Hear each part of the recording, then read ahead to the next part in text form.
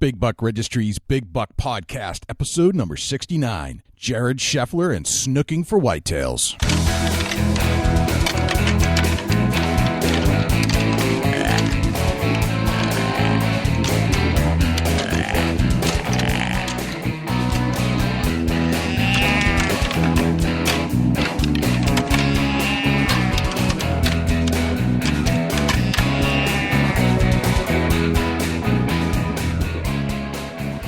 Big Buck Registry is a virtual museum of hunting stories. We preserve a piece of Americana by interviewing and recording hunters about their hunts and experiences from across the country.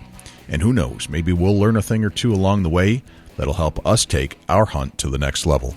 Hey, this is Pat Howard, Covert Scouting Cameras, Wildlife Surveillance Specialist. And you're listening to my number one favorite podcast, Jay and Dusty, on the Big Buck Registry's Big Buck Podcast. Hi, I'm Chris Bieber, Technical Director at Carbon Synergy, and I'm listening to my favorite podcast on iTunes, Big Buck Registry's Big Buck Podcast. Hey, this is Dr. Carl Miller, and you're listening to my favorite hunting podcast on the internet, the Big Buck Registry's Big Buck Podcast. Hey, this is Jay Scott, your host of the Big Buck Registry's Big Buck Podcast. What's going on?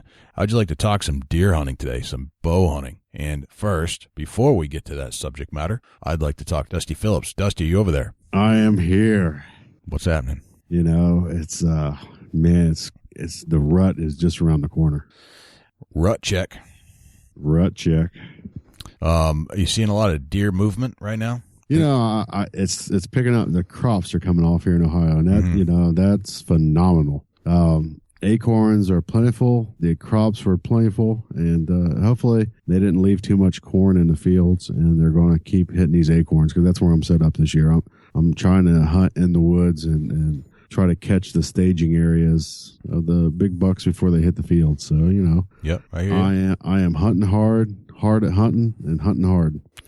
Same here. Hunting hard, and I am most intrigued with our guest tonight, and you may want to second guess your tree stand setup this year after listening to this guy. Yeah, absolutely. You know, and I think that we're going to learn some things that is a little bit out of the comfort zone for most. Yes, this is outside the box of hunting. So I guess the most important aspect of what our guest is talking about is that you don't ever really get comfortable, ever.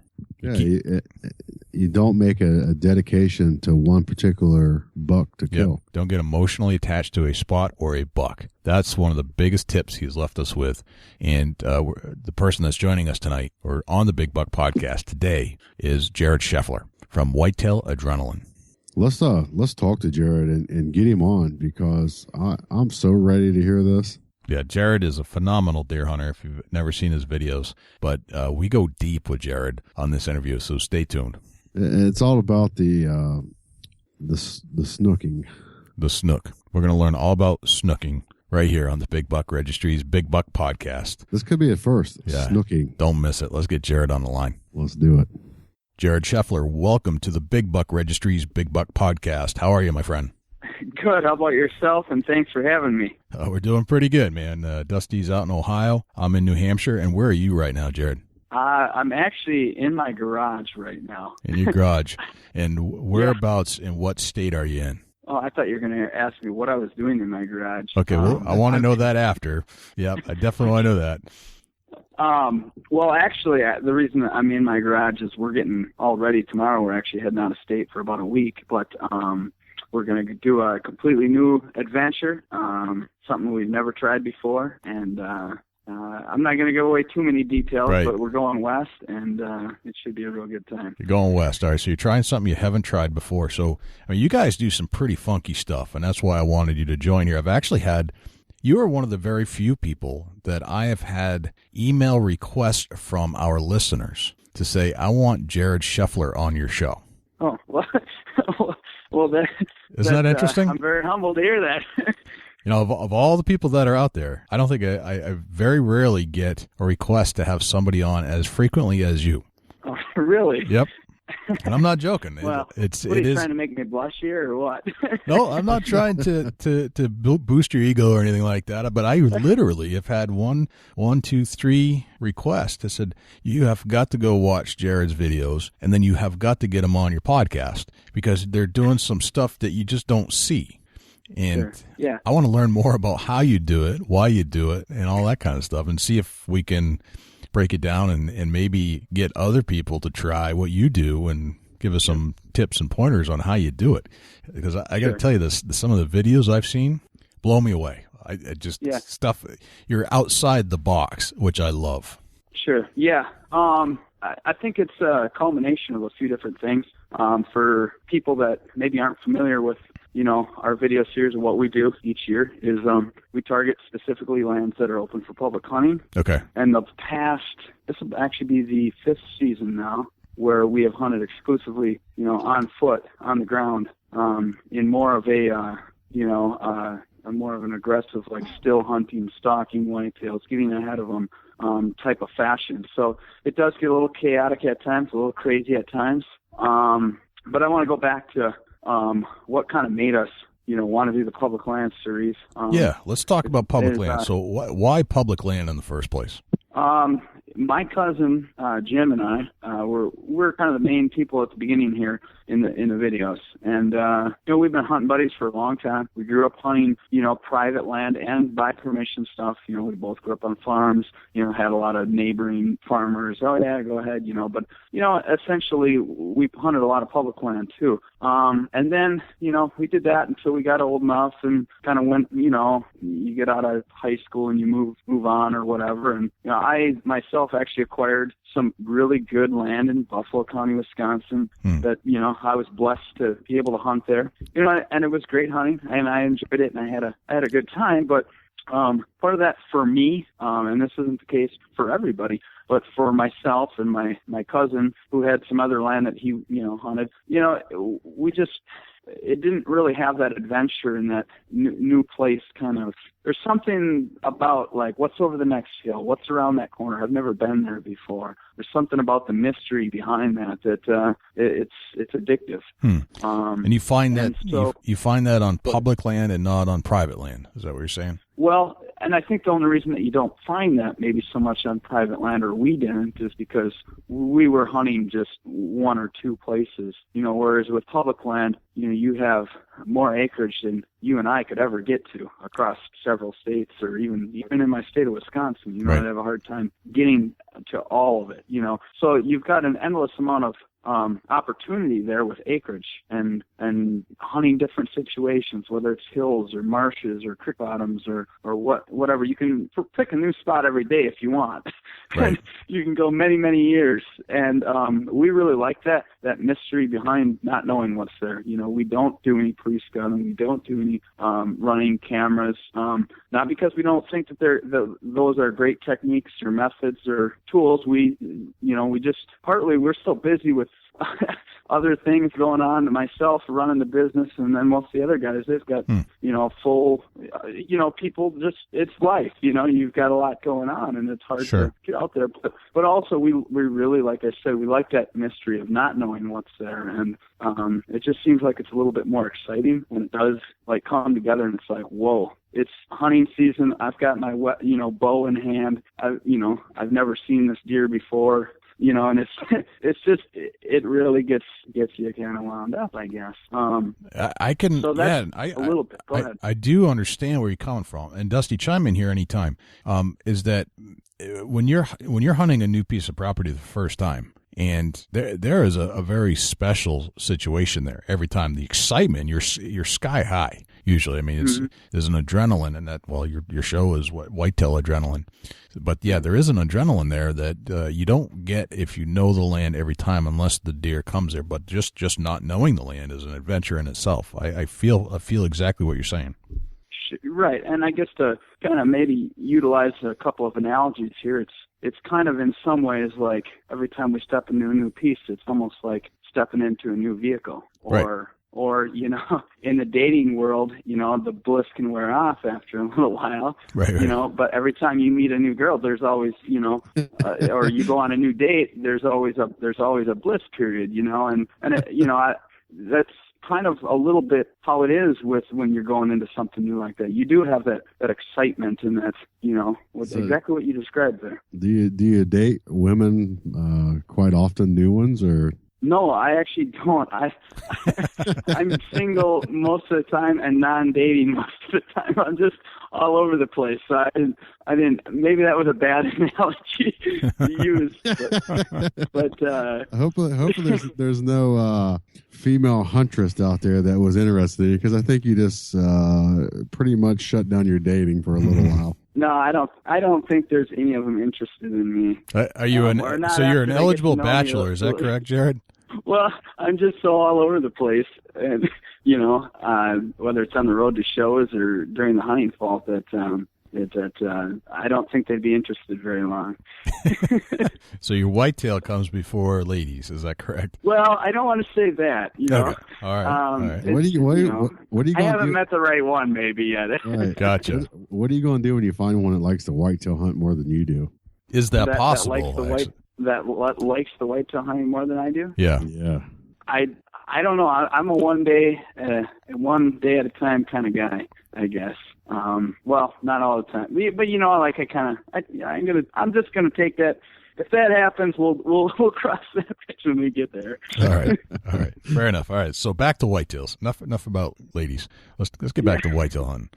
So you guys, is there a core group of you that makes up your band of hunting friends? Yeah. There's only about 5 to 6 of us, but there's really, I'd say there's really about 3 or 4 of us that are, you know, there, you know, for most of or a lot of the footage. Okay. You know, the bow stuff, Shea Peterson and myself, the last couple of years have really kind of taken that, and I'd say that he's, you know, along with myself, the main characters within that production. And then my cousin, he's, I'd say, the main character, along with Scott Meska. He's been with, you know, hunting with us for the past 5 seasons, and you know, we're all just, you know, really good friends. We get along really good. You know, we don't have like flare-outs and arguments, you know, too often. You know, and even Sure. if we do, we don't. It doesn't build up. So you know what I mean. So we get along great, I guess. And I think that's really important, and we like to keep it small like that. There's a lot of people that, you know, we'd like to go hunting with, or we think we might have a good time with, but it's really hard to produce keep the content what it is, you know, and make sure that we have, you know, that group camaraderie and having a good time, joking around. It's just, we like to keep it small. You know, we haven't had any issues there. So. Gotcha. How long have you known each other? Well, you know, like my cousin Jim, obviously we've known each other all our life. And then, Scott, I've known him for 5 years, and, Shay for about 4 years.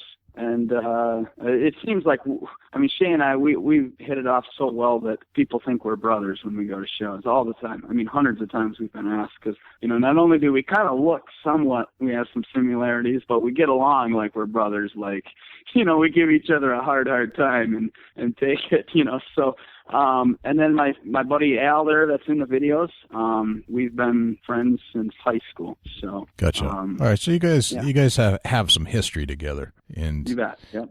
When did you have you always hunted from the ground? That seems to be like one of your things, to be on the ground. Have you always done that, or is that something newer than what you used to do? Sure.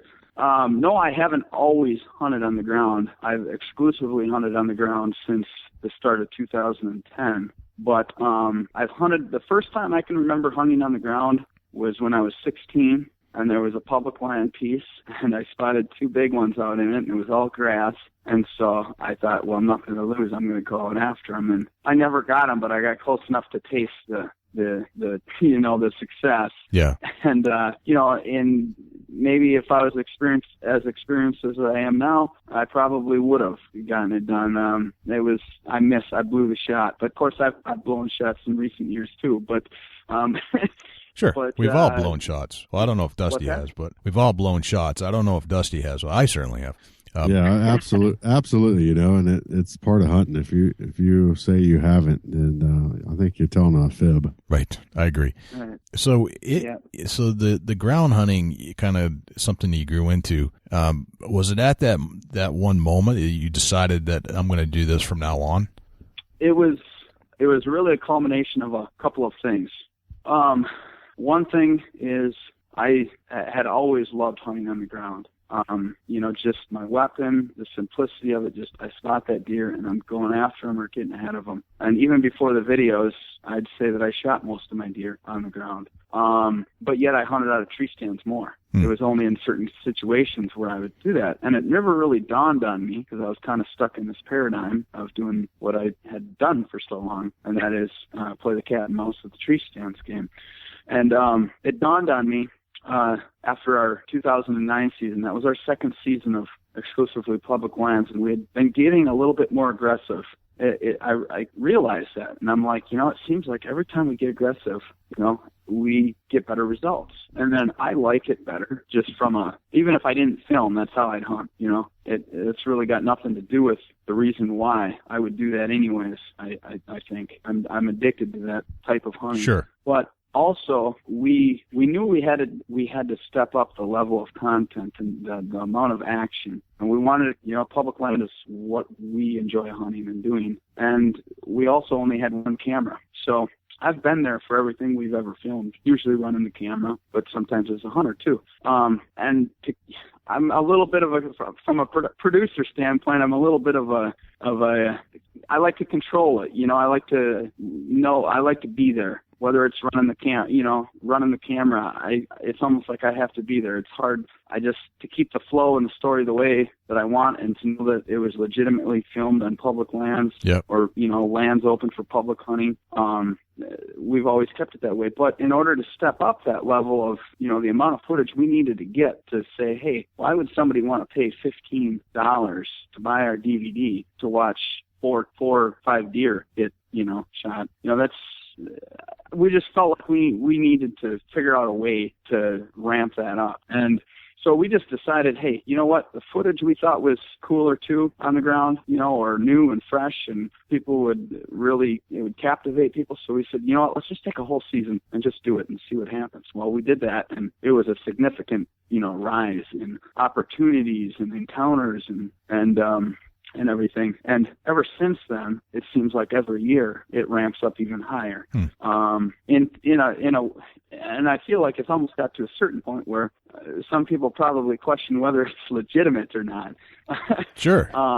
You know, but, you know, I mean, when people watch the videos, they can see, you know, we have situations where we have game warden stops and different things come up, you know. Right. So I think at the end of the day, I mean, I would be a fool to not keep it legit, because eventually I will get caught, and then you know, it wouldn't be good. Right. So now, is the bow also a piece of this whole strategy?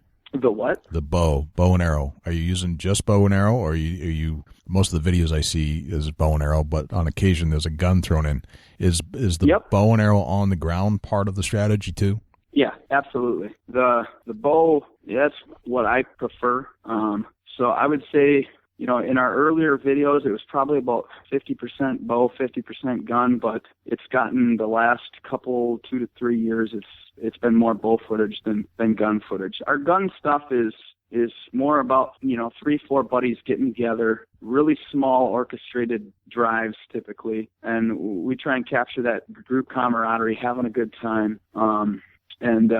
You know, a lot of people do like that, them small little deer drives we do. That's kind of how we go about it on the gun side of things. I know, Jay, you do some tracking in the snow, which with your bow as well, which I find really, really intriguing and difficult at the same time. And my hat's off to you for that. Well, I wouldn't say I'm being super successful at it, but I do enjoy the hunt that way. Sure, it's addictive, but you've gotten some that way too, haven't you? I have, yep. Well, that's all that, I mean, I'd say I don't know what the rate is, but more times than not, we go after a deer and we don't get it on the ground like that. But Right. I think if every time we went out there to stalk a deer, if we got it, it wouldn't be as addictive. We Right. wouldn't have that challenge. Did you think it's an advantage being on the ground, or now that you know what you know, or do you think there's more Absolutely. of it? It is. Okay, interesting. Yep. I believe so, for a few different reasons. From a public land aspect, the biggest thing about hunting on the ground is we can efficiently get it in and out of places a lot quicker. So let's say I go on a new adventure, a new state, or even a state I've been to in the past, and let's say I've got 3, 4, 5 days. Well, if I've never been there before, or if it's been a year since I've been there, chances are things have changed a little bit. Right. And maybe, whether it's private or public, spots go hot and cold all the time. And with public land on the ground like that, when we get into places and they're cold, we just keep moving. We don't wait for them to get hot. We just keep moving until we find those hot spots. And, typically we do find them a lot quicker than waiting for a spot to get hot that maybe was in the past. I feel like on the ground, a person has a lot more control of the outcome of their season. Now, if you're hunting, say, 20 or 40 acres or something like that exclusively throughout the year, it's going to be kind of hard to, keep hunting that on the ground, still hunting through it without blowing all the deer out and whatnot. Right. So I'm talking, on a aspect where you have quite a bit of acreage or you're targeting public land. I do feel that. And I also feel like, and I've noticed this especially in the last couple of years, I've had more and more people be like, I spotted this buck and I did exactly like you guys did. I climbed out from my tree stand. We did that way back in the day before we did exclusively on the ground. And I went after this buck, they say, and sometimes they get them, but a lot of times they get close enough to taste like, man, if I'd have just done this one thing differently, I would have got that deer. And all of a sudden, it's almost like they explain it. It's almost like a light bulb. They're like, I never would have, I would have never thought that I could sneak up on deer like that before. So I think more people have the ability to effectively hunt on the ground than what they maybe give themselves credit for or believe, So I think that's kind of the mentality, is that you hunt from a tree stand or from a distance because you don't think you can get that close. Right. Generally speaking. Absolutely. No, how do you guys know when you're in a hot spot? Usually that is determined lately it comes down to a visual usually. I keep still hunting through a woods. Let's say it's a woods, or doesn't matter what the terrain is. Almost always I'll be still hunting through that piece. And unless I spot one, I just keep still hunting and I keep moving. Except for the rare occasion where I notice, lots of fresh, super insanely fresh tracks and just the sign, and you just have that feeling like, hey, if I park it here, and a lot of times in those situations it might be something that I've only got 45 minutes of light left and I come across in the woods and I'm like, you know what, I've walked a lot of this is the best thing that I've seen in here. I've only got 45 minutes left. I'm just going to park it right here for this remaining 45 minutes. But a lot of times I keep moving until I get a visual. That's what I'm typically going for, is a visual, because once we have a bead on them, usually getting within bow range isn't the hardest battle. It's usually pulling off the shot, because a lot of times when you got two guys out there, we film everything on the fly. We don't go back and refilm anything. Right. So you get two guys out there that exposed. It's very hard to get. You can get within bow range, but by the time you get that clear shot, it's like as soon as they give you the clear shot, they're spotting you as well. Gotcha. And that's one of the trickiest parts, I think, about hunting on the ground, is just simply pulling off the shot. There's a lot more variables, and you have a lot less time to process the information when a mature buck is, snaps his head to look at you, and it's like now or never. You can rush shots. You can forget to aim low. You can do all those things. And I mean, that you knew not to do, but just because of the time that you're dealing with, you maybe don't think about it, right, or process it as quick. So I'm gonna back you up just a little bit. Can you explain when you say you're still hunting through the woods? if we got a listener that may not know what that means, can you kind of break that down a little bit and tell us what you mean when you're still hunting through the woods? Okay, when I'm still hunting through the woods, recently we've called it snooking. We sneak and look. Sneak and look around. It's kind of an inside joke, but yeah, snooking. Yeah, we sneak and look. We're going to go in here and sneak and look. We're going to go snooking. Let's go snooking. I like it. Yeah. A new term right here on the Big Buck Podcast once again, Dusty. Yeah, absolutely. Yeah. We love snooking. It. Well, it's Shea Peterson originated that one. That wasn't from me. I just stole it from him. I love it.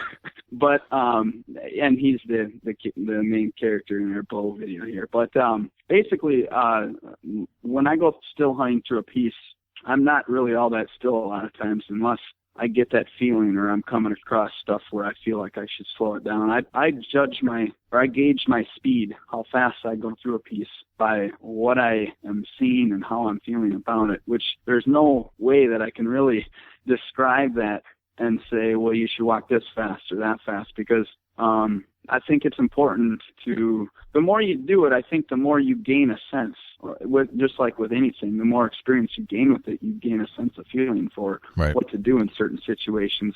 And I think, a lot of times we'll cruise right through a piece pretty quickly because maybe it doesn't feel right or doesn't look right to us, but if we kept at a really slow pace the whole time, we wouldn't cover that ground that we need to.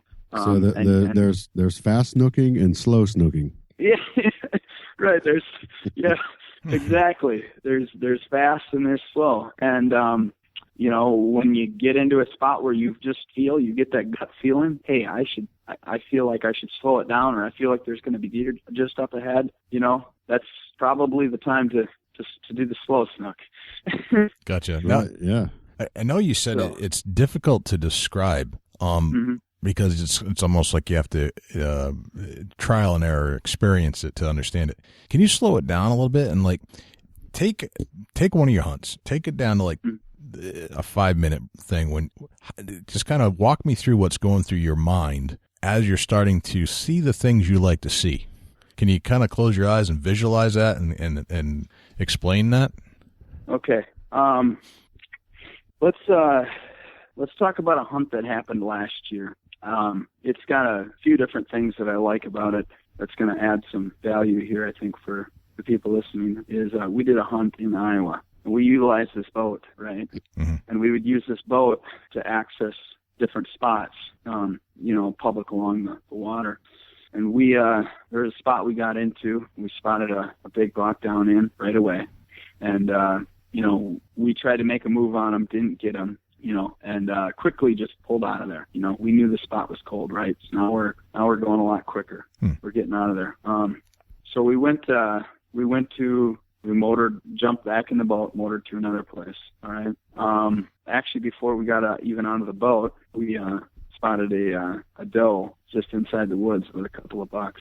All right, so we had a visual right there, and although they weren't a shooter and they kind of ran off, we quickly got out of the boat and just tiptoed in there a little bit, and pretty soon they did circles back. We knew they were kind of in the area. This was kind of during the rut, so that was a case where we kind of, slow snooked, I guess you could say. And then slow snooking. Yeah, eventually they kind of went off a different direction, and they were kind of out of there, and like I said, I had the tag. I wasn't interested in shooting either one of them.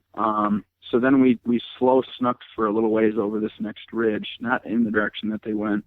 We didn't see anything necessarily that made us feel like we should keep going at that slow pace, so we quickened it up some. And we spent probably a couple hours in that. There's, I don't know if it was probably 100 acres of timber right in there, so we spent a couple hours, making a loop through it. We had never hunted it or been in there before, well, then it's about, we've maybe got 45 minutes to an hour of light left. Okay. We've kind of fast went through this and realized that, it wasn't worth hanging around for the rest of the evening. So we jumped back in the boat and we're motoring along and stopping the boat and glassing stuff. And we spotted, a big one about 3/4 of a mile away, up on some public. And so we went, and obviously now we're in fast mode. Okay. So that didn't work out. It got dark. It just never worked out. The next morning we go into that spot, the original spot where we had almost got this one that we played a move on. Well, we got in there before sunup this time, to set up rather than still hunt, right? Yep. And shortly after sunup, a few hunters actually trickled in. And here's a prime example of how easy it is to just relocate when you're on the ground like that. All I had to do in this case was grab my bow and let's get back to the boat and go to the next place. We're going to leave this for these guys. Gotcha. I'm not here I don't emotionally attach myself to places or deer. And that allows, and not just myself, but any of us, we've gotten really good at that, where we just keep moving and we don't, just because a spot was hot yesterday doesn't mean it's going to be, or just because it's hot today doesn't mean it's going to be tomorrow. And so, in this case, 3 hunters moved in, and they were spooking deer the whole time they were coming in. We were, well, where are these deer running from? Well, they showed up. So we quickly just got out of there, and we went and motored, 3/4 of a mile away to some timber. And we had actually been in that piece a couple of days before that and seen some smaller bucks run around or whatever. And we just, so we kind of knew from those sightings, and it wouldn't have mattered whether it was 2 days before or right that day. We kind of knew that there was a decent amount of deer within that woods somewhere, probably. We just had that feeling, and we had seen them in there. So here's a case where we went at kind of a slow to medium speed, where we're taking maybe 4 or 5 steps, and we're looking the whole time we're taking those steps, and they're slow steps, and then, not stopping, but 4 or 5 really slow steps, watching while you're walking, and then we stop. A lot of times I'll use the binoculars in the woods and glass the woods, and we did that for probably an hour. And then I spotted a small buck laying down up ahead, and pretty soon we rattled in 3 bucks and almost got a shooter. And rattling is something I usually don't do. In this case, I didn't have a big one spotted, but I figured there was a reason he was laying there, so I tried to draw something out. There happened to be. But we never got a shot. We made a big loop. We didn't give up there. We said, okay, all right, there's something up on this ridge. Let's make a big loop and get up there. Gotcha. And because there's too many bucks congregated there. So here again, we kind of, in the spots where we could pick up the pace, we did. Where we knew we weren't, we're trying to get way up, on the spot where we suspect they are, we're going as fast as we can. Once we have one spotted, what we do is we move as fast as we can when we're able to, if that makes sense. We want to close that distance as quick as possible. What does that mean, You're able only going to? to say they're certain. What's that? What does that mean when you say able to?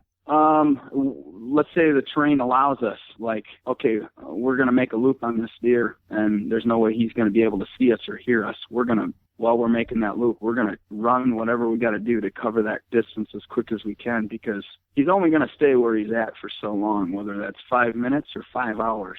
And there's been multiple times where I look back and I'm like, 30 seconds too late or a minute too late. If we'd have just ran there or went a little bit faster, and we could have, there's no way he would have, seen us or heard us, we would have got there in time. So we always try and cover that distance when we're able to as quickly as possible. Okay, getting kind of back to the story. So we're coming up on this ridge, and we sensed that there was something up on this ridge. So here's where we're like going ultra slow now. We're taking, maybe a step and then looking for 20, 30 seconds, and then maybe another step, and glassing, binoculars, we're handicapped without. That's one thing that it's almost like a must, for our style of hunting. And it didn't take very long. And in fact, we spotted a big one with a doe, and then the game began. It was a very difficult stalk through this low brush timber, and it ended up taking a total like 8 hours to sneak in and stalk this deer. Wow. And most of that time we were within 100 yards of him. There was other bucks, that were lingering around. They were just waiting for their opportunity. Well, they blocked us from being able to close that distance. So we had to wait for the right time and make a couple more loops in there and everything. So that's kind of a little bit of an example of what you described there, and it's probably a little longer than 5 minutes. Gotcha. Well, that makes total sense. So let's go back to the comment you made about you don't get emotionally attached to a spot or to a deer. No. Did that come from trial and error? Or is that just because if a hunter comes in, then there's no big deal. You just move on. And does that make you more flexible? It definitely makes us a lot more flexible. I think it was something that we I don't remember how it came to us, but I feel like it was something that we just kind of naturally realized once we started hunting public land and on the ground.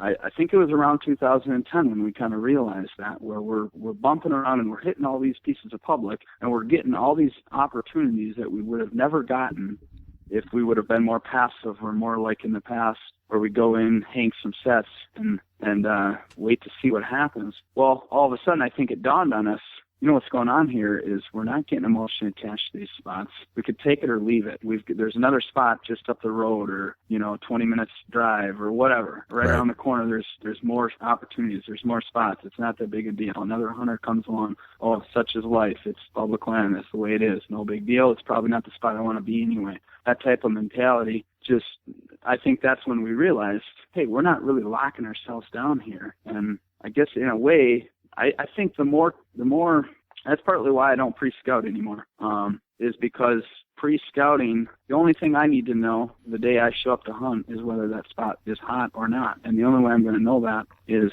the day I'm there hunting. Mm-hmm. And too many times in the past, I look back at spots that I pre-scouted, and what would happen is I would go there in the fall, and I wouldn't hit it most of the times when it was actually hot. So then you end up kind of waiting for it, and by the time you're waiting for it, you're kind of slowly burning that spot out too, or you completely miss it, because spots, a lot of times they go hot and cold for just a few short days, many times. But in the meantime, the more time I invest in a spot, and I think this goes for not just myself, but I think just us as humans, the more we invest in anything, whether it's working on a car, whether it's a relationship, whether it's, pre-scouting this one piece or this one spot or figuring out this deer, we're going to begin to attach ourselves to that. And we're going to have the more we do it, the more we have a hard time letting go. So what would happen before when I used to pre-scout is I'd get my hopes all up. I'd imagine how it's all going to unfold. And then I'd almost want to see it through. Like, there's no way. I envisioned it too strong. It's got to happen. And then all of a sudden, we're halfway through the season or halfway through the rut, or spent the better part of the week hunting this one spot that we had built this imagination that it was going to be great all year long, I guess you could kind of say. Right. And so what I've found in recent years is by hunting on the ground, I can just, I'm not emotionally attaching myself to these spots, so I can just boom, boom, boom, boom, boom, just keep moving. Whether another hunter shows up, whether that spot's cold, it doesn't matter. I just keep moving until I find when they're hot. And when they're hot, I'm there. If that kind of makes sense. Yeah, it makes total sense. Dusty, does that make sense to you? Yeah, absolutely. Gotcha.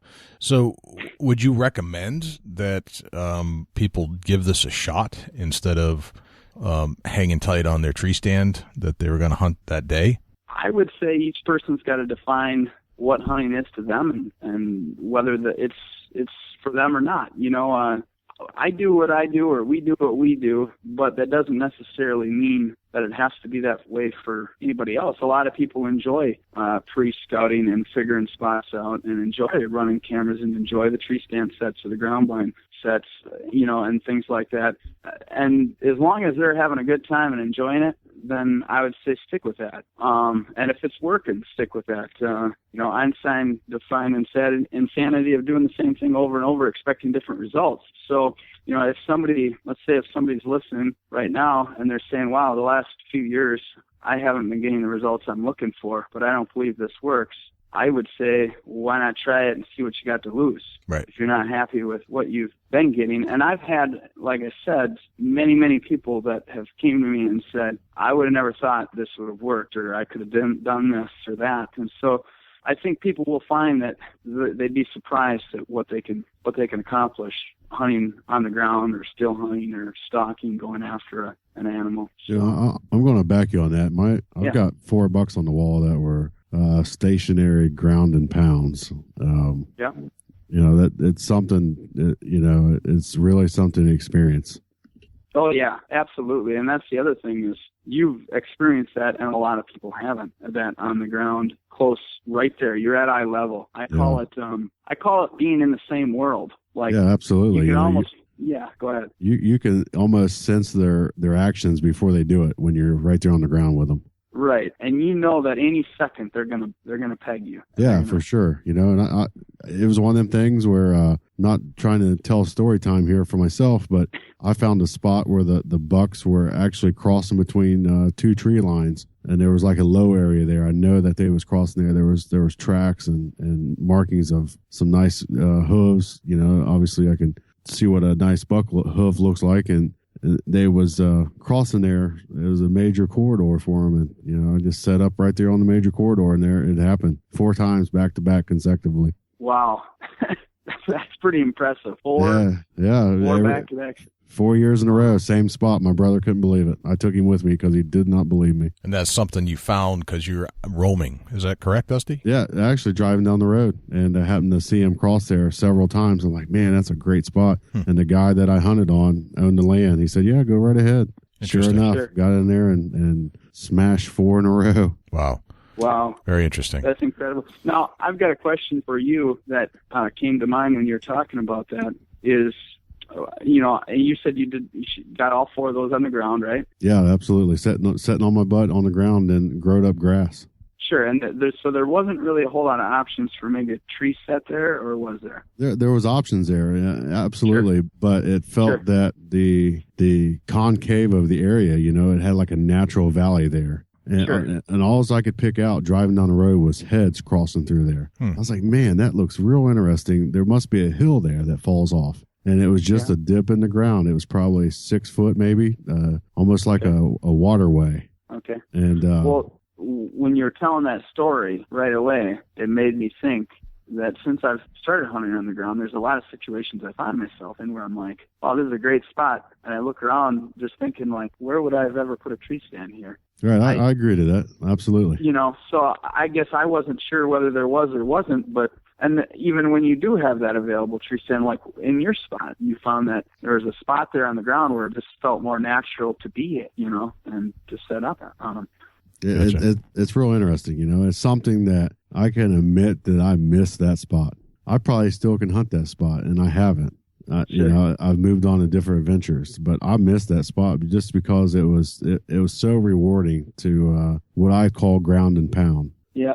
It was unique, you know.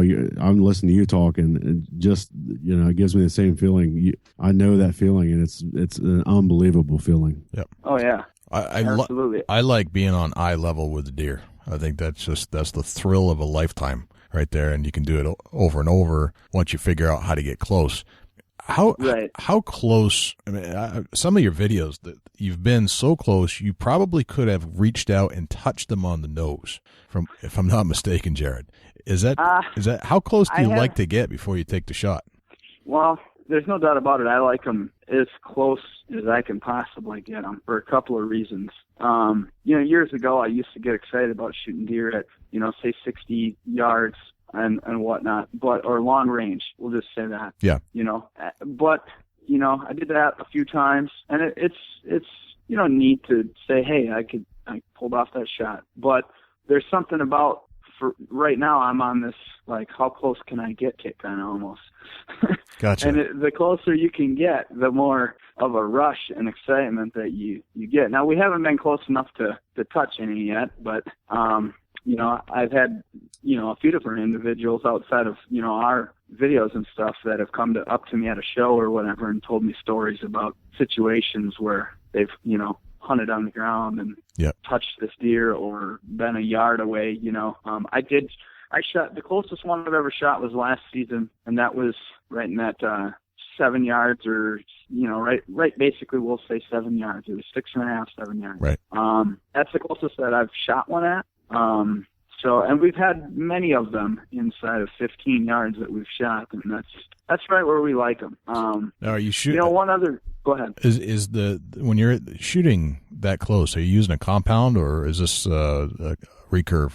The rest of the guys use compound, and I used compound up until 2011 was the last time I shot a compound. Okay. And that was the last season I hunted with a compound. In fact, the last arrow I shot out of a compound was at a deer that I missed. Gotcha. In 2011. Since then, yes, I've taken up the longbow. You know, but even like Shay, my partner there, he's taken several inside of 15 yards on the ground, which brings up another interesting aspect that we've kind of discovered over the last few seasons is on the ground, your shot angles can be different. Yes. In fact, a lot of times we find that we get caught in situations where a head-on shot is all we've got, or that deer whether that deer sees us in the head-on shot is all we got, or it's literally going to walk us right over. And it kind of came as an accident in 2010. I had one come up, and it was right at like 19 or 20 yards. I was already drawn back on it, had the pin on it, and it was walking, and I was waiting for it to maybe stop, and all of a sudden, rather than stop, I didn't want to stop it because I was fully exposed right there. All of a sudden, it just turned and started walking right at me, and then I was like, oh, this thing's going to spot me. Well, it spotted me. And then, I didn't know what to do. I've never shot a deer head on. All right. So I had the pin right on its chest, and I'm like, I should probably just wait. Maybe it'll turn. Like, it had me spotted, and it hadn't busted yet. And I was like, it could turn just enough before it takes off to give me a shot. And I'm waiting. And obviously I'm holding the compound. It's as the seconds roll by, I'm getting a little weaker. Well, all of a sudden my finger popped off the trigger, like off it. And then I went to set it back on, and I set it on a little too hard. And thankfully I had the pin right there, right dead center in the chest space. Yep. And at first I was like, oh no, what did I do here? Because I'd always heard it was a bad shot, bad angle, don't do that. Right. But, it turned out to be, a great blood trail. The animal only went, maybe 100, 110 yards. And it made me evaluate, like, why was that such a lethal shot when I've heard forever that it's not? And I realized that, it's pretty easy to see why. From the ground level, you don't have that angle. Like, that's I think, a lot more of a dangerous shot from, say, a tree stand angle. But from the ground level, you don't have that angle. So there's so many different vitals that your arrow gets to, right, when that animal is facing head on. And since then, we almost pray for that shot. That's like the shot that we want. It seems like most deer, and looking back on it too, most of the deer that I've seen, you heard about or whatever, they're most of the time broadside deer. Even from a tree stand angle, but I still think that that's probably the best angle from a tree stand. But getting back to the ground side of it, we've had phenomenal results head on. The quickest, the deer, they don't go very far and last very long from that shot, it seems like. And it seems like I don't want to say it can't go wrong. Any angle could, but it's really surprised us. And I don't know why I got talking about that, but maybe it's just one of those things where if we didn't take that shot, there'd probably be a lot of, times where that deer, got away if we would have waited. Gotcha. Do you feel that you have to adjust your shot being that close? Do you practice at a closer range than normal? I guess shooting the longbow, I do. I shoot at, close, but, I also shoot out a little ways too. I think it's a little bit easier on some of those close shots, at least from the ground level, and when things are happening fast, the longbow definitely has its advantages. Right. As far as the compound goes, I guess I haven't really had that conversation to know how close the other guys really practice. But I'm sure they've practiced and shot it to make sure they're on at 10 yards. But, the deer, I think they do reach a certain point where the closer they get, it's almost like it's the harder, right. A lot.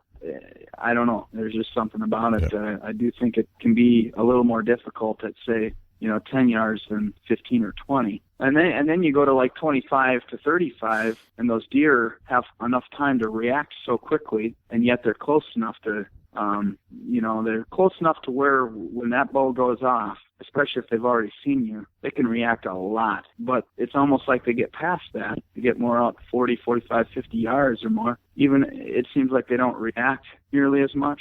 So I guess I've found that 25 to 35 yards is a very dangerous range, just because those, at least for whitetails, they can react so quick. And then we've had really good results close range. But Shay had one last year that was 10, 12 yards away, something like that. And to this day, we have no idea what went wrong. He's been a phenomenal shot. He's shot deer, inside of 15 yards, 9, 12 yards.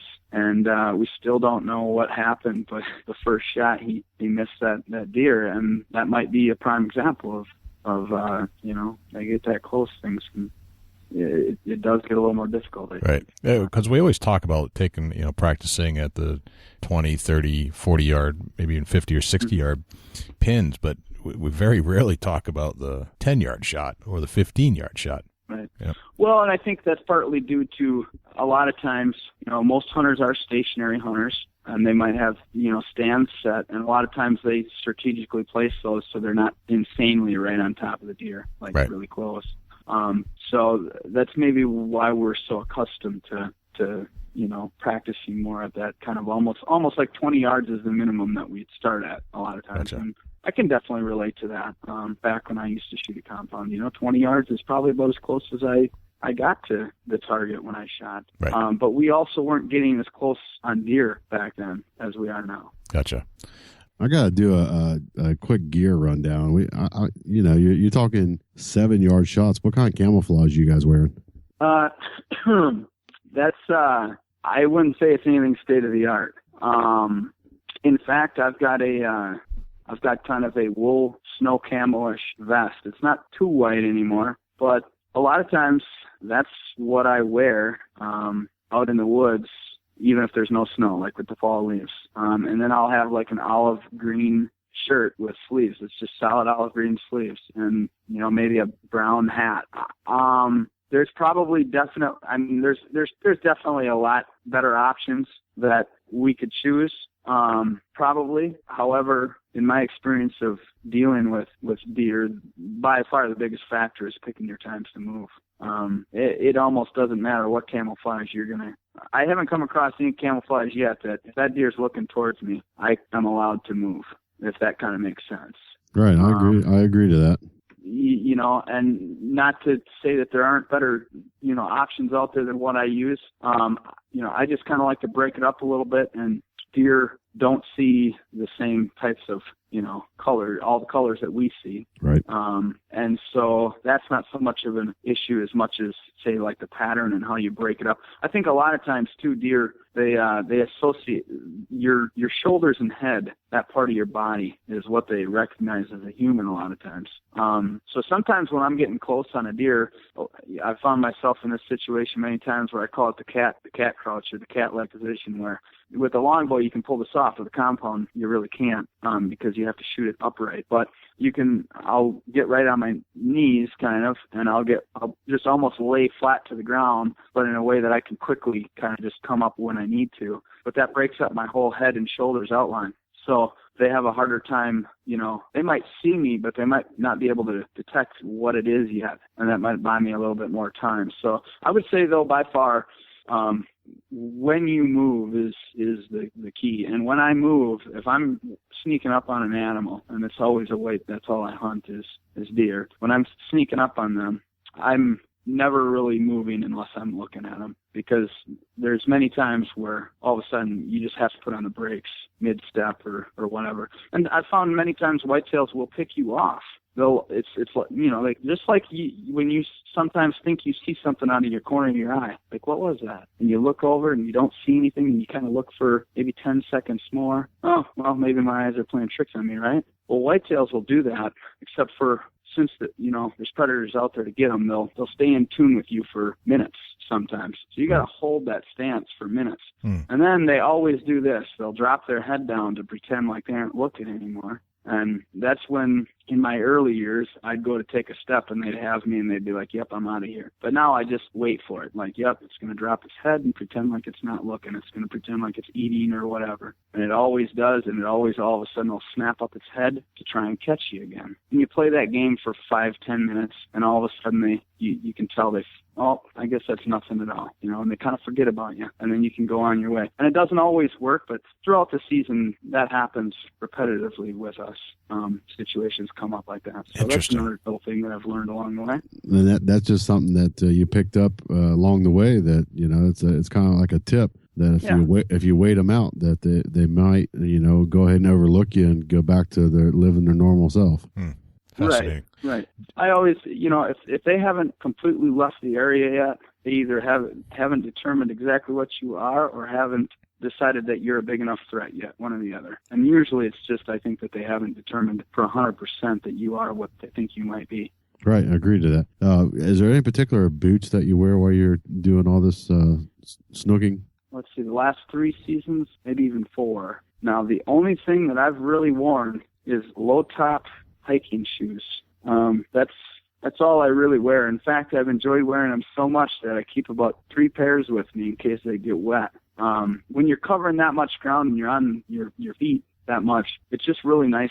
And I've got larger feet for my size. I'm almost up to a size 12, and lugging around all that weight, it gets to be a lot if you're trying to, move gracefully through woods or whatever. So I found low top hiking shoes just allow me to walk all day and not feel like my feet are heavy. And when I get in situations where I need to crawl or I need to slow down my pace, I can, like let's say I'm halfway through a step and all of a sudden one spots me. I don't have so much weight on my leg. And I can't think of anybody that I haven't had wear a pair of low top hiking shoes with me that hasn't been like, this works out really nice. I like this.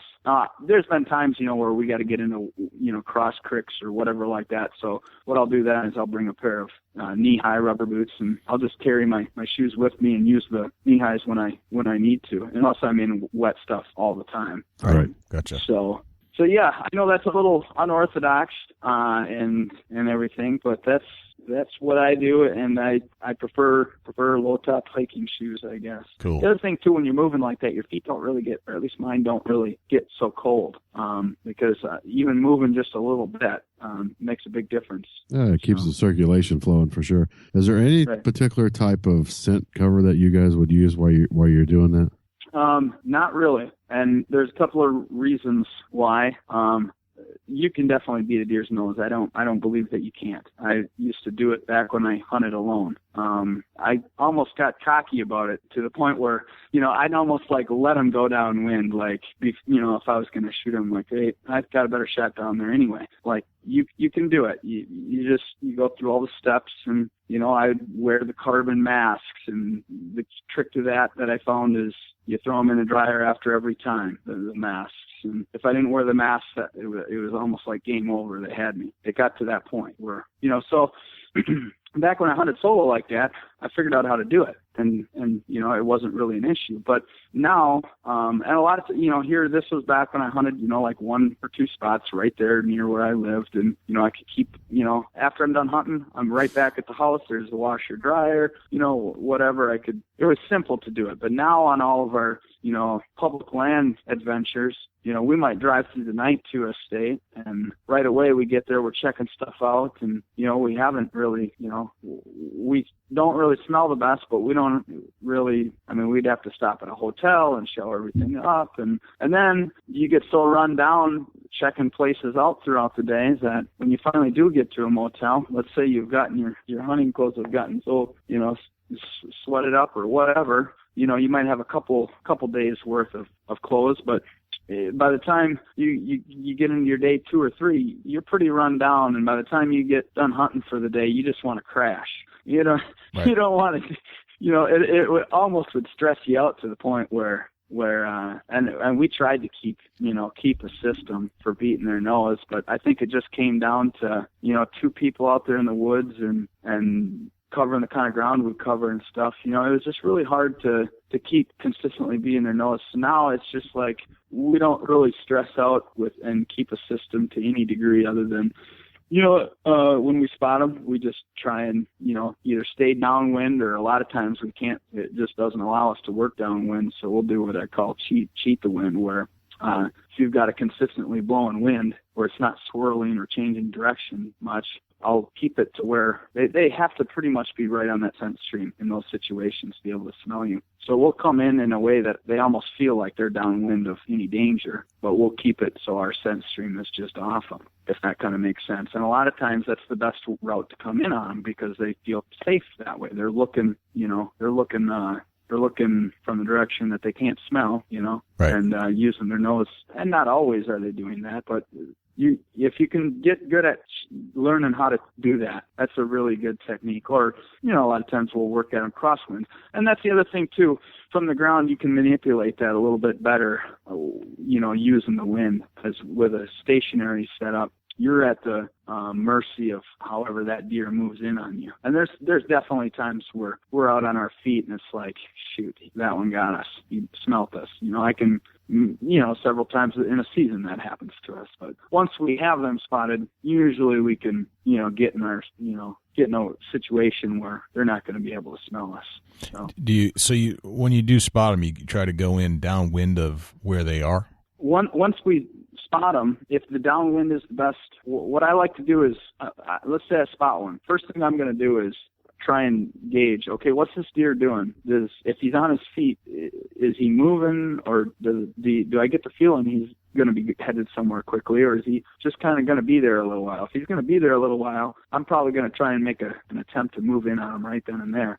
If I sense that he's going someplace, or I can see that he's going somewhere, I'm going to try and figure out how I can get ahead of him. And then last resort is, if there's no way to do either one of those, then I'm going to maybe try to call to him. But most of the time, in my experience, calling can kind of be iffy, and at best, it gives away your location a lot of times. So I don't like to do that. A lot of times I like to lay quiet unless that's the last option. Or unless I've got one that's, across the line, and I'm need them on public in order to do anything with them. Then I might try, then I'll try calling. Right. But outside of that, I like to lay quiet. But once I determine whether I'm going to move in on him or where he's going or where I think he's going, then it's like, okay, how do I need to get there so that he doesn't smell me? Or what's the best route that he's not going to see me but still not smell me, if that makes sense. Yep. And a lot of times it isn't coming straight in from downwind. A lot of times it's using a crosswind or using kind of like what I described, where he feels like I'm coming in from upwind, maybe, in a lot of these situations, but it's not blowing directly. The wind is blowing in a consistent direction. It's not swaying. So therefore he's going to have to be right on that scent stream. And I'm sure you've noticed this sitting in your stationary set where you've got a consistently blowing wind and you just keep checking your wind and it keeps blowing the same way. And you have to have that deer shot before it gets right there. Oh yeah. You're pegged off right off the bat. If it gets to that direct wind smell, you're done. Right. And so I'll do the same thing, but sneaking in on a deer where okay, I'm basing, he thinks he can smell everything up in here, but he really can't, until I get directly on that scent stream. So does that kind of make sense or not really? Yep. Yeah. It's one of the things where to explain that a little further, you find exactly where that breaking point is that you can push to before you get busted. Exactly. Gotcha. Because a lot of times their guard is down trying to watch that little sliver where they think they can smell. Does that make sense? Yeah, agreed. Yep. Jared, there was one moment in a video where looks like you were pursuing a whitetail. You were getting close, but then the hunter that was on the film said, "Don't move, don't move, don't move." How important is it when you're getting that close to know when to move and when not to? That's the most important thing. Okay. Right there. Is knowing when to move, when not to move. And that's why when you're sneaking in on a deer, you absolutely have to keep eye contact with that animal or with all the other animals around. So let's say there's 3-4 deer. You can't move and be looking at the ground.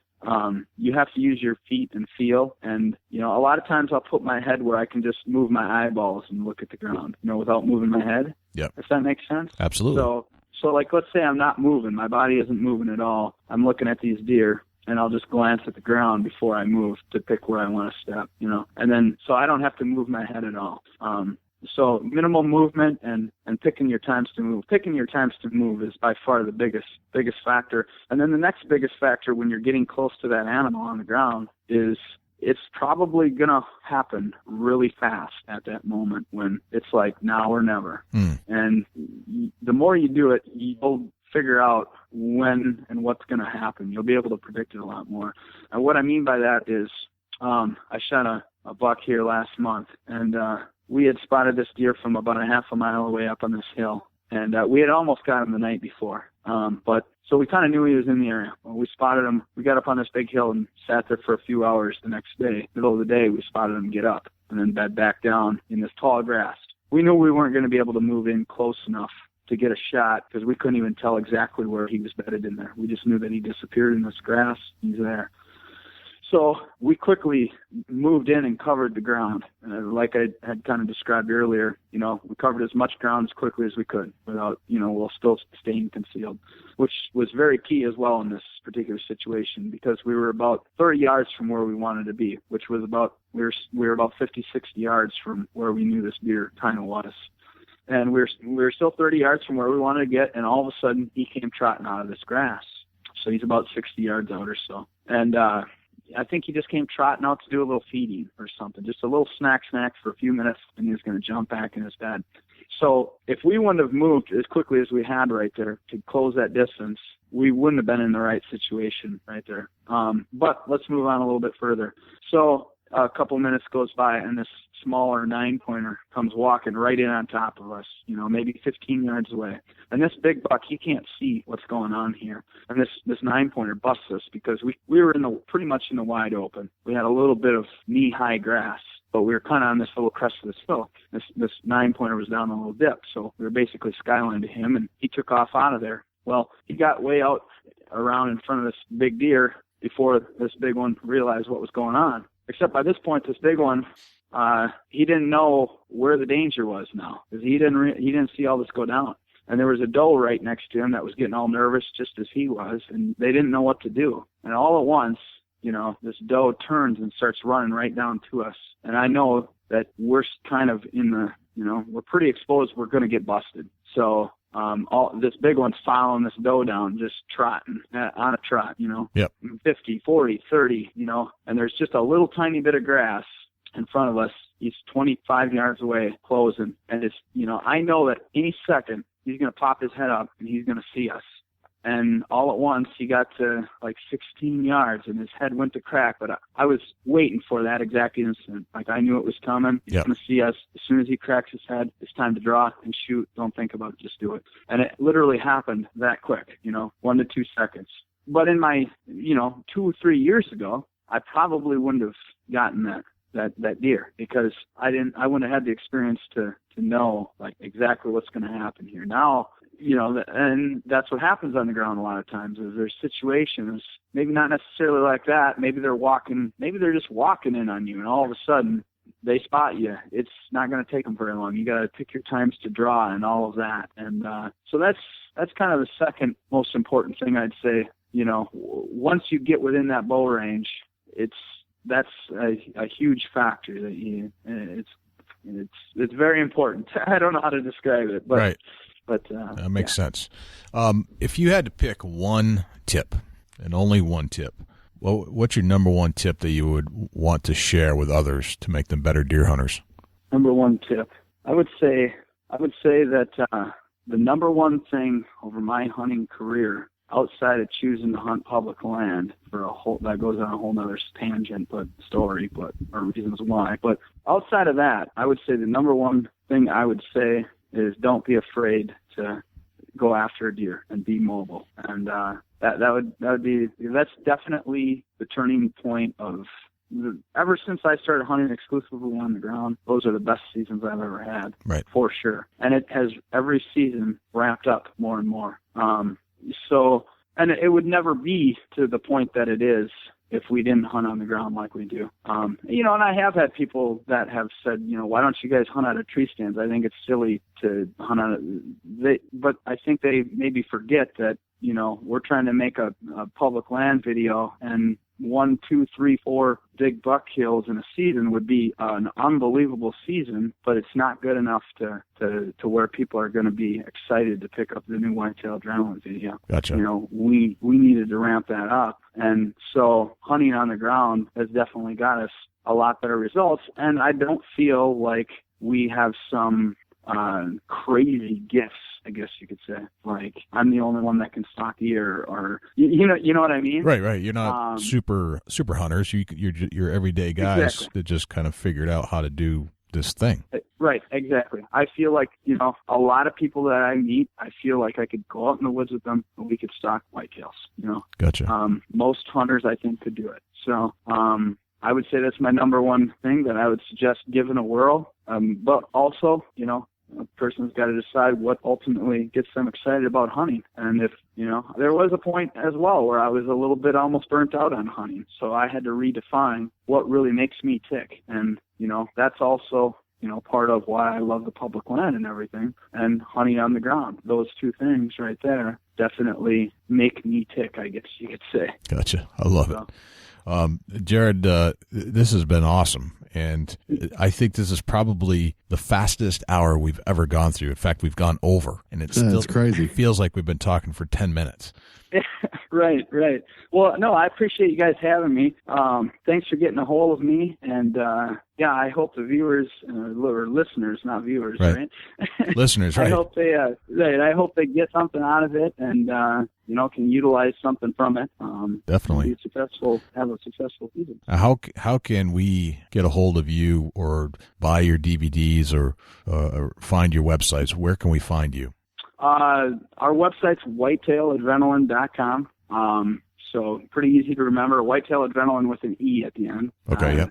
And then we do have a Facebook page under Whitetail Adrenaline as well, if people kind of want to keep up a little bit on what's going on. I will admit I'm not the best about posting content too regularly. Okay. All right. No problem. That, I just kind of get caught up with, the business end of things and everything that goes on there to keep the company moving forward and stable and everything. And so, that's the two places, I guess, to find us, and find, all of our videos and stuff, and preview videos, trailer videos. People can check them out on our website. So. Awesome. So cool. Dusty, do you have any last questions for Jared? I don't. I definitely like Jared's tip. If you haven't went out and tried to hunt off the ground, you only live once. You're going to make mistakes. You're going to fail doing it, but it's the experience. And the fails are maps to success when it comes to ground and pound, as I would call it. Right. That's an awesome tip. Go Snooking. try it out. Snooking. Yeah, right. Absolutely. And that's very, snooking. Yeah, exactly. No, I'm glad you brought that up too, because I never talked about the failure, and there is failure with it, but that's part of the progression and getting from where you are today to where you want to be tomorrow. Yeah, absolutely.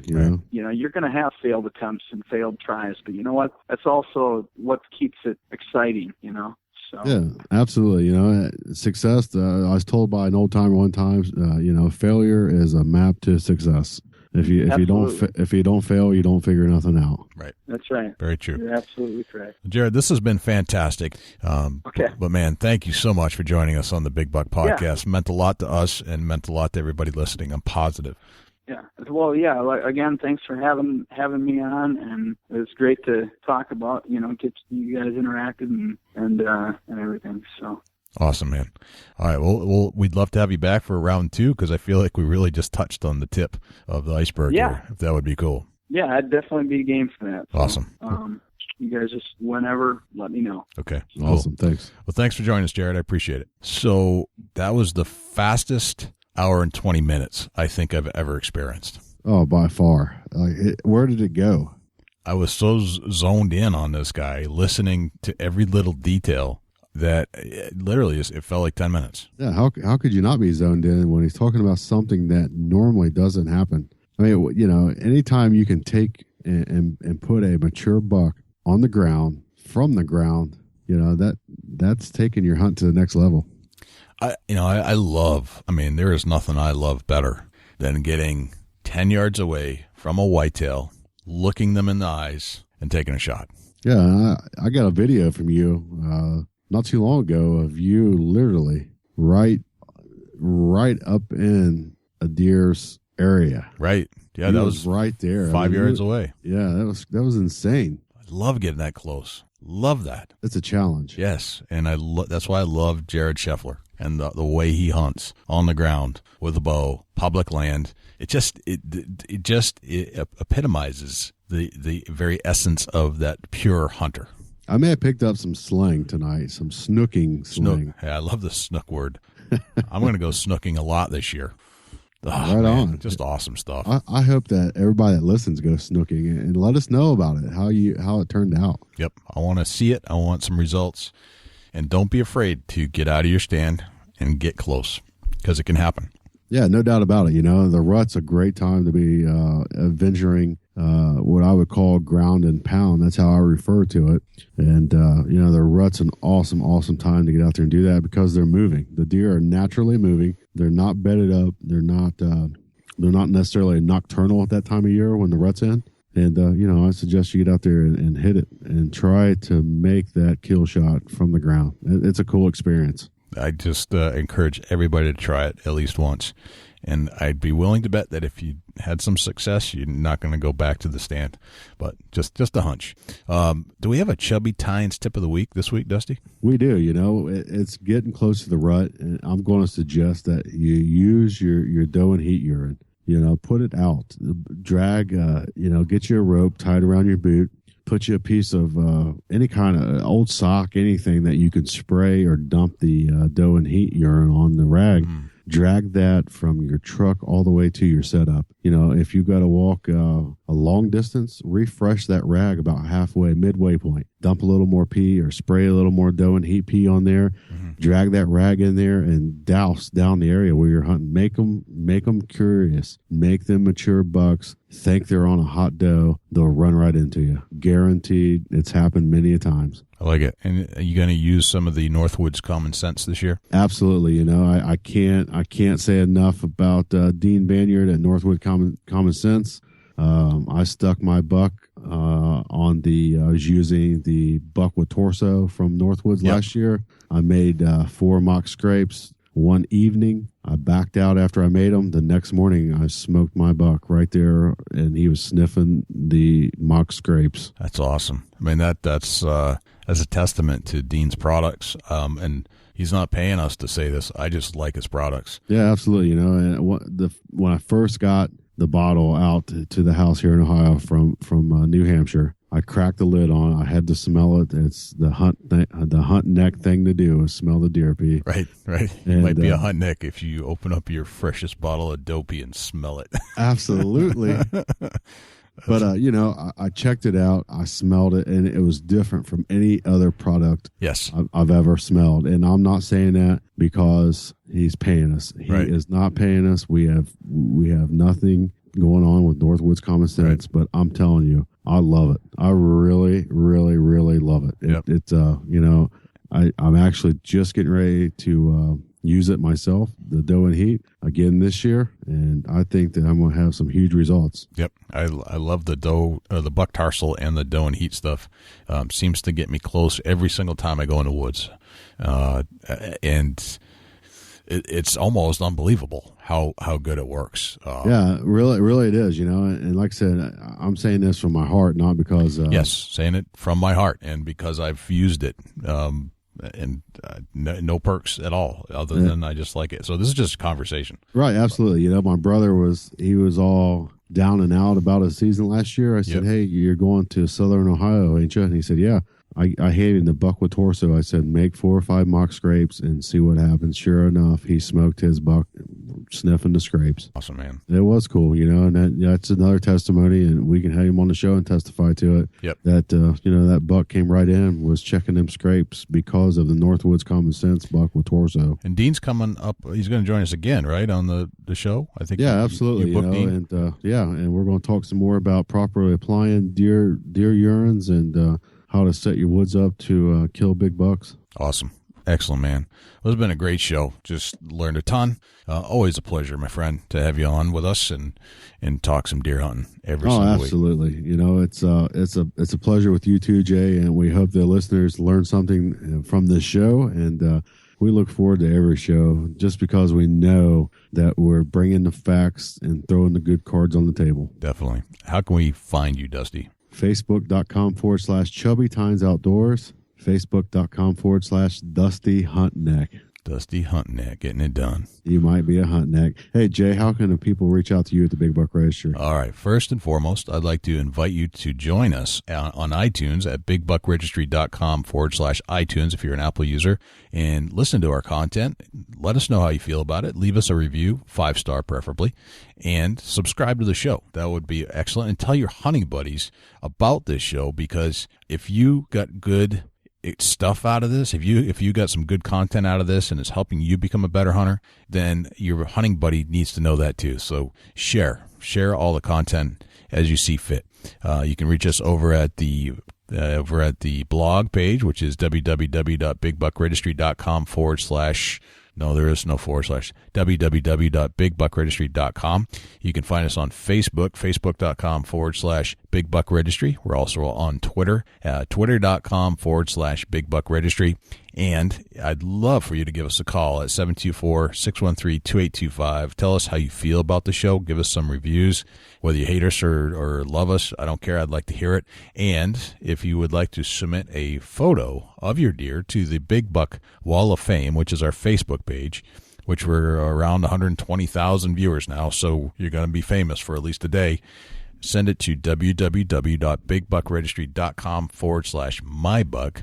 And if you're an outdoor outfit out there, if you have a hunting crew and you started a Facebook page and you'd like to do a share for share with us, happy to set you up with that. Go to www.bigbuckregistry.com / S4S and just follow the instructions. I'm done. Huh. Yeah. Gotta breathe, man. Breathe. No, you gotta take a breather. God, man, that's a lot to say. That's awesome, though. Check us out.